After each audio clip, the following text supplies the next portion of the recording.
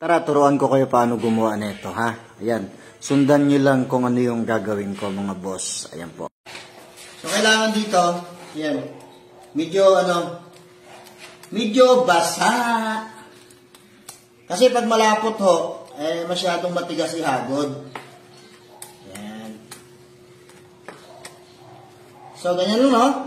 Ayan, lagay natin dito sa mahabang ayan. Kalat natin dyan.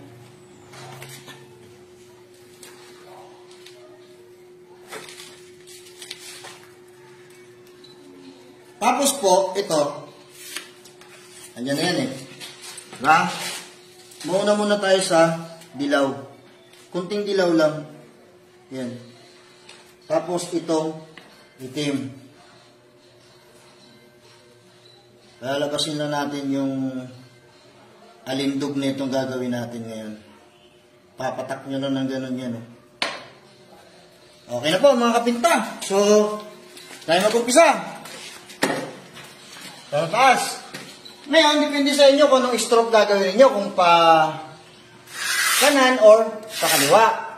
Pwede rin diretso. Pero ako kasi, ang ginagawa ko dito, sa mga ganito,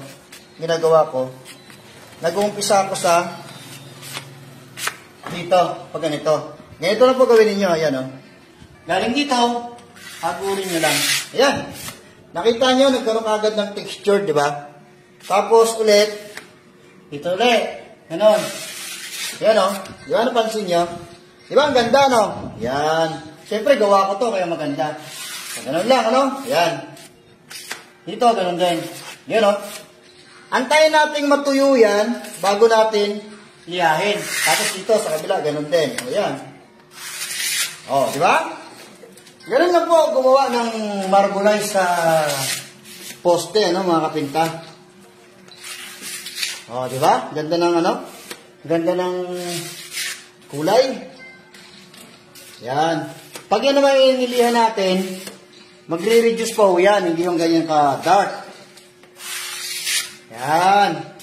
Kunyari, naglalaro lang kayo. O, di ba? Ganun lang po siya kasimple. Tapos dito, ganun din. Yan. Dito, hanggang sa baba.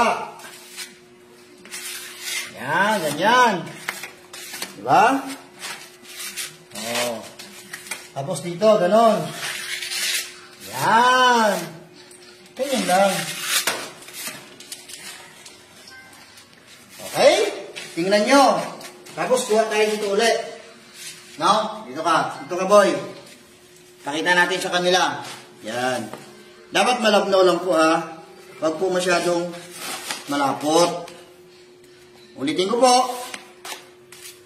Pwedeng unahin niyo yung kulay dilaw. Itong rosena natin. Na acricolor. Pwede rin itong lamp black. Pero ginagawa ko kasi, una ko si rosena, bago si lamp black.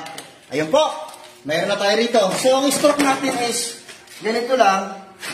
Ngayon, dito sa baba, gagawin natin, sasalubungin natin yun. Diba? Sasalubungin lang natin ng ganyan. So yung ganito, yung mga kapinta ko napapansin ninyo, ayan, lagyan nyo lang sa gitna yan. Ganyan lang. Diba? Yung mga ganito, ganun lang din gagawin natin. Ayan. Para lang tayo nagmamasilya, pero hinahagod natin ng hinahagod natin siya ng merong paglalambing. Ay po mga kapinta, sana may nakapulutan kayong aral ngayon sa tutorial sa inyo ni Boss Rags. Yan, ganyan Diba? Ganyan lang po. Tapos dito, gaganon nyo lang para maging marble finish talaga siya. Yan. Diba?